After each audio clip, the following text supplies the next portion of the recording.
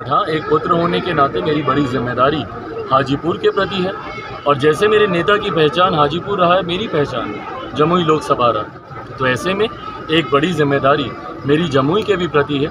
आने वाले दिनों में कौन कहां से चुनाव लड़ता है, ये गठबंधन और गठबंधन के बाद पार्टी का संसदीय बोर्ड ये फैसला करेगा। और जिस बात को मैंने बार बार कहा कि युवा अवस्था में आया था, बुजुर्ग होकर जाना चाहता हूँ, क्योंकि जमुई से मेरा रिश्ता सिर्फ एक सांसद और जनता का रिश्ता नहीं है।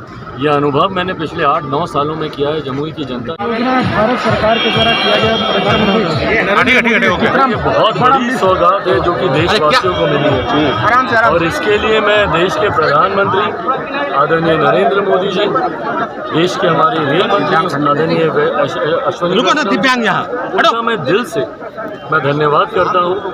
इस सोच के लिए मैं धन्यवाद करता हूँ। सिर्फ विकसित भारत के निर्माण की बातें ही देश में नहीं की जाती, बल्कि उसकी एक एक योजना को धरातल पर उतारने का कार्य किया जा रहा है। किसी भी देश, किसी भी क्षेत्र के विकास के लिए रेलवे कनेक्टिविटी का मजबूत होना बहुत ज़रूरी है।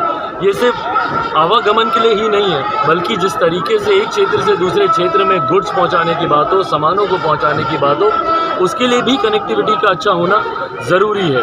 ऐसे में ये शिकायत देशवासियों की लंबे समय से रही कि रेलवे स्टेशन में धक्का मुक्की होती है, सुविधाएं नहीं हैं, दिव्यांगजनों को कई तरीके की कठिनाइयों का सामना करना पड़ता था। जमुई में कई बार मेरे संज्ञान में दिया गया, बुकिंग काउंटर्स को लेकर, यात्री शेड को लेकर, शौचालयों को लेकर, पीने की समस्या को लेकर। पर मुझे खुशी है कि देश के प्रधानमंत्री ने देश के कोने कोने का ध्यान रखा और आज जिस तरीके से 508 देश के रेलवे स्टेशन, और मेरे लिए ज़्यादा गर्व की बात है क्योंकि मेरे लोकसभा में 2 ऐसे रेलवे स्टेशन हैं, जमुई का भी रेलवे स्टेशन और सिमुलतला का भी रेलवे स्टेशन है, जिसको अमृत भारत के तहत उसका पुनर्विकास किया जाएगा।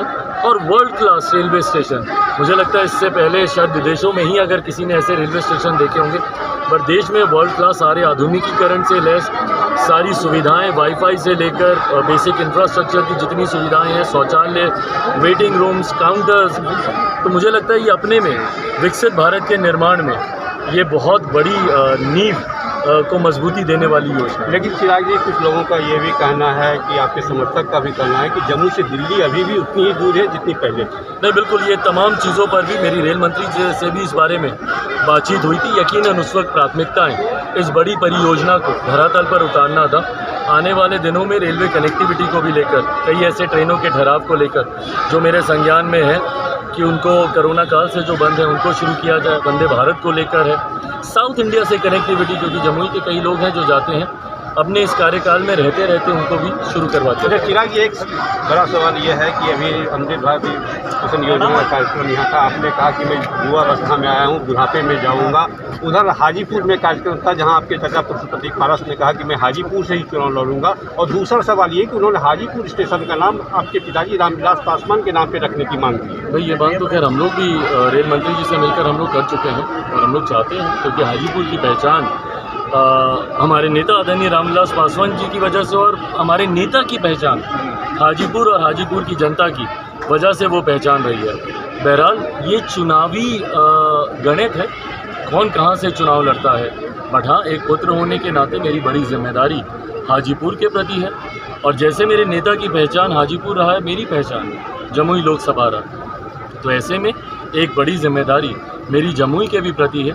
आने वाले दिनों में कौन कहां से चुनाव लड़ता है, ये गठबंधन और गठबंधन के बाद पार्टी का संसदीय बोर्ड ये फैसला करेगा। बट हाँ, जिस बात को मैंने बार बार कहा कि युवा अवस्था में आया था, बुजुर्ग होकर जाना चाहता हूँ, क्योंकि जमुई से मेरा रिश्ता सिर्फ एक सांसद और जनता का रिश्ता नहीं है। यह अनुभव मैंने पिछले 8-9 सालों में किया है। जमुई की जनता जिस तरीके से मुझे एक बेटे के तौर पर, भतीजे के तौर पर, यहाँ के युवा अपने भाई के तौर पर, अपने दोस्त, अपने साथी के तौर पर जिस तरीके से मुझे गले लगाते हैं, जिस तरीके से मुझे प्यार, आशीर्वाद, मेरे जीवन के सबसे कठिन दौर में जिस तरीके से जमुई की जनता ने मेरे पिता के निधन के बाद मुझे सर आँखों पर बैठाया, मेरा मार्गदर्शन किया, तो ऐसे में व्यक्तिगत तौर पर ये बनाए हुए संबंध है जिसको मरते दम तक मैंने